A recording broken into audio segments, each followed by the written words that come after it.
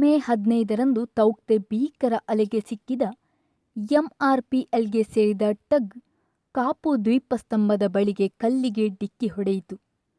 ಗಜಗಾತ್ರದ ಅಲೆಗಳ ಮಧ್ಯೆ ಸಿಕ್ಕಿದ ಗುತ್ತಿಗೆ ಕಾರ್ಮಿಕರು ಬದುಕುವ ಆಸೆಯನ್ನೇ ಬಿಟ್ಟಿದ್ದರು.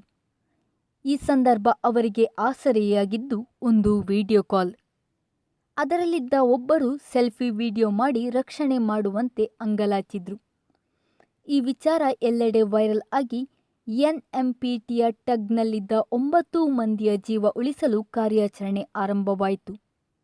ಕೋಸ್ಟ್ ಗಾರ್ಡ್ ಪರಿಶೀಲನೆ ನಡೆಸಿ ಹೆಲಿಕಾಪ್ಟರ್ ಬೇಕೆಂದು ನಿರ್ಧರಿಸಿದ್ರು. ಆದರೆ ಹೆಲಿಕಾಪ್ಟರ್ ಮುಂಬೈಯಿಂದ ಬರಬೇಕು, ಅದಕ್ಕೆ ಒಂದಷ್ಟು ಅನುಮತಿ ದೊರೆಯಬೇಕು. ಎಲ್ಲ ಓಕೆ ಆಯಿತು.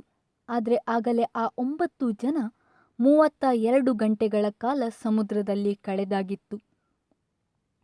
ಕತ್ತಲು ಆವರಿಸಿತ್ತು. ಕಾರ್ಯಾಚರಣೆಗೆ ತೊಡಕಾಗಿತ್ತು.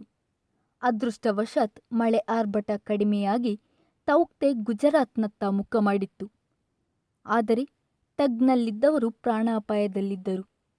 ಸತತ ಕಾರ್ಯಾಚರಣೆ ನಡೆಸಿ ಹೆಲಿಕಾಪ್ಟರ್ ಬಳಸಿ ಎಲ್ಲ 9 ಮಂದಿ ಜನರನ್ನು ರಕ್ಷಣೆ ಮಾಡಲಾಗಿದೆ.